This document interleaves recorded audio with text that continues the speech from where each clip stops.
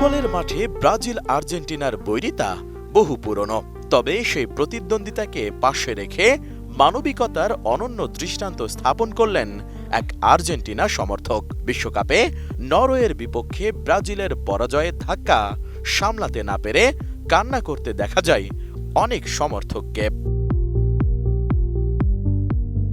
তেমনই এক সমর্থক মাশরুফা শারমিন অ্যানি।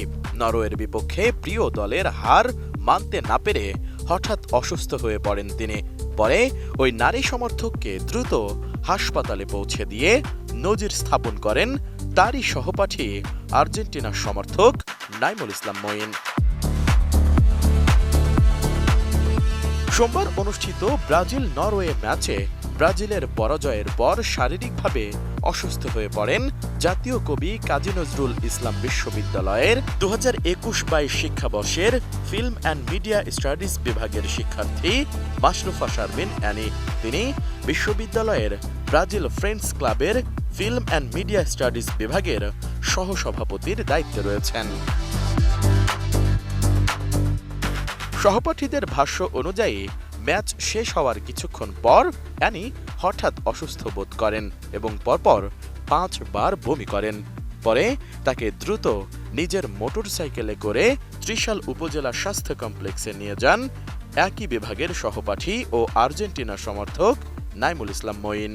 বসুন্ধরা টিস্যু, অশুদ্ধতার বিরুদ্ধে এক বিন্দুও ছাড় নয়। আমরা যখন খেলা দেখছিলাম, খেলার শেষ মুহূর্তে যখন নরওয়ে একটা গোল দিল, গোল দেওয়ার পর তার কান্নাকাটি শুরু হয়ে যায়। তার কান্নাকাটির পর ওই জায়গাতে 2 বার বমি করে। তখনও বিষয়টাকে এত সিরিয়াসলি নেই নাই। দেন যখন নরওয়ে আরেকটা গোল করে, তখন তার অবস্থা আরেকটু জটিল হয়ে যায়। তখন ওই জায়গা থেকে তাকে আমরা বের করে নিয়ে আসি। বের করে নিয়ে আসার পর আরেকবার বমি করে।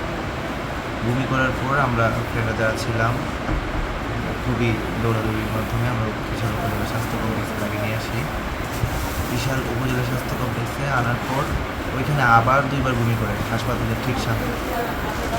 তার অবস্থা দেখে নার্স একটা বমির ওষুধ ইঞ্জেকশন দেয়। ইঞ্জেকশন দেওয়ার পর স্বাভাবিকভাবে বমিটা থামে। ত্রিশাল উপজেলা স্বাস্থ্য কমপ্লেক্সের মেডিসিন বিশেষজ্ঞ ডাক্তার মোহাম্মদ সোহেল রানা জানান, হাসপাতালে আনার পর অ্যানিকে প্রয়োজনীয় চিকিৎসা দেওয়া হয়। ইনজেকশন ও সেলাইনের মাধ্যমে চিকিৎসার পর তার শারীরিক অবস্থার উন্নতি হয়েছে। রক্তচাপ কমে যাওয়ার কারণে তিনি অসুস্থ হয়ে পড়েছিলেন। বর্তমানে তিনি শঙ্কামুক্ত রয়েছেন। চিকিৎসা নিয়ে বর্তমানে সুস্থতা অনুভব করছেন ব্রাজিলের ওই সমর্থক শারমিন অ্যানি। সকালে স্যালাইন নেওয়ার পর এখন আমি পুরোপুরি সুস্থ। কালকে আসলে বিকেল থেকেই আমার প্রেশার অনেক ডাউন ছিল।